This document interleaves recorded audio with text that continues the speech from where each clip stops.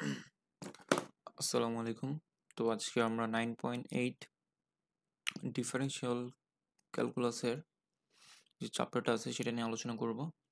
তো 9.8 এ মূলত আমাদের বিভিন্ন কার্ভের আম ট্যানজেন্ট বা স্পর্শক কিভাবে আমরা ডিফারেনশিয়েশনের মাধ্যমে বের করতে পারি সেটা নিয়ে আলোচনা করব। তো আমরা লক্ষ্য করি, ধরি উম ধরি আমাদের কাছে একটা কোঅর্ডিনেট সিস্টেম আছে।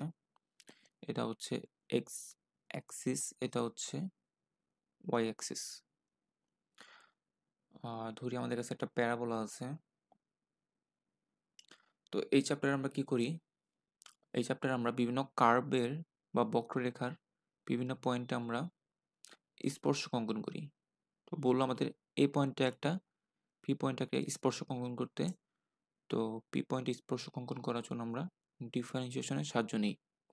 তো স্পর্শক মূলত কি? স্পর্শক হচ্ছে একটা সরল রেখা, সরল রেখা যেটা হচ্ছে কার্ভের একটা পয়েন্টে ছেদ করবে।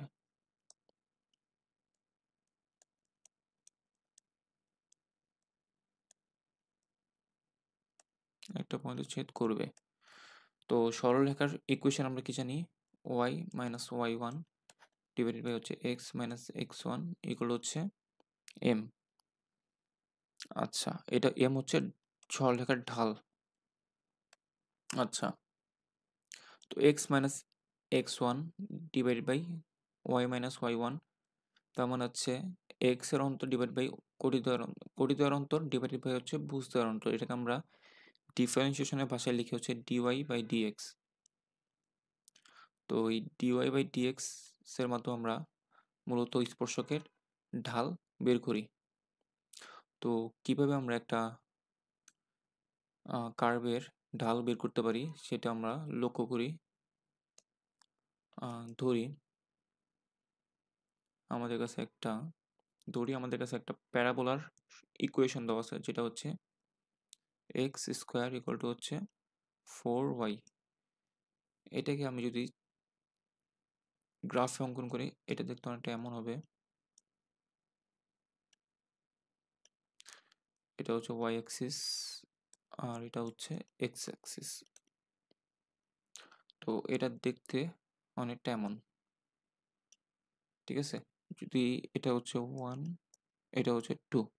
তো এই পয়েন্টে যদি আমি একটা স্পর্শক আঁকতে চাই, তো এই পয়েন্টে স্পর্শক আঁকার জন্য আমার এই পয়েন্টে স্থানাঙ্ক লাগবে। এই পয়েন্টে এক্স এর স্থানাঙ্ক কত? 2। এই পয়েন্টে এক্স এর স্থানাঙ্ক যদি 2 হয়, ওয়াই এর স্থানাঙ্ক কত হবে? আমরা এই সমীকরণ থেকে পাবো, এক্স এর মাঝে আমরা 2 বসাই, আমরা পাবো হচ্ছে 2 স্কোয়ার ইকুয়াল টু হচ্ছে 4y। তার মানে ওয়াই এর স্থানাঙ্ক হচ্ছে 1।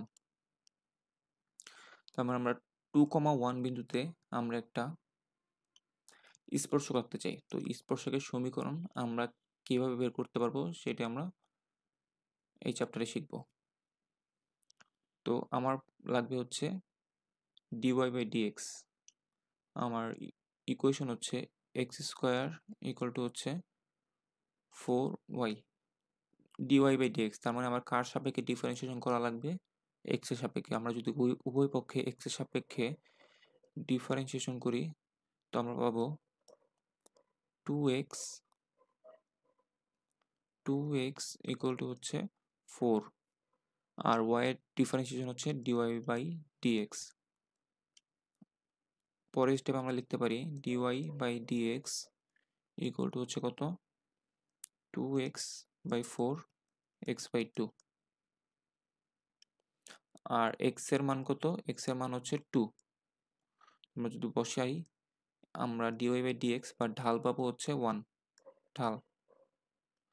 আচ্ছা, এখন আমরা সরলরেখার ঢাল পাইছি। তো আমরা সরলরেখার সমীকরণ বের করার জন্য আমরা এই ফর্মুলা ইউজ করব। তো y মাইনাস y1 এর মান হচ্ছে 1 ইকুয়াল টু ঢাল হচ্ছে 1 আর x মাইনাস 2। x এর 1 এর মান হচ্ছে 2। তো আমরা পরের ধাপে লিখতে পারি y minus 1 equal to x minus 2 তো y minus x plus one equal to হচ্ছে 0। দ্যাট মিন্স এই যে প্যারাবোলা, এই কার্ভের এই পয়েন্টে যে আমরা স্পর্শক আঁকবো, এই স্পর্শকের সমীকরণ হচ্ছে y minus one plus x equal to 0। তো আমরা যে এই ম্যাথটা করছি এটা ঠিক আছে কিনা আমরা একটা অ্যাপের মাধ্যমে চেক করে নিই।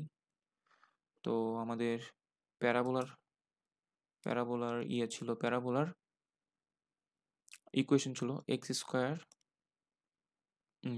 Equal 4y।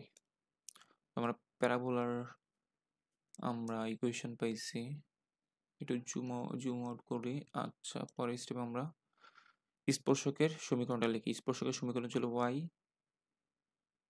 Minus x plus one equal to 0।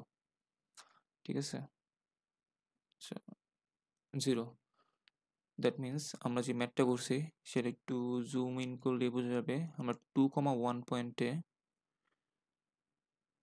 2,1 পয়েন্টে একটা স্পর্শক আঁকতে চাইছি। তো এই বিন্দুর স্থানাঙ্ক হচ্ছে 2,1। তার মানে আমরা যে ম্যাথটা করছি সেটা ঠিক আছে।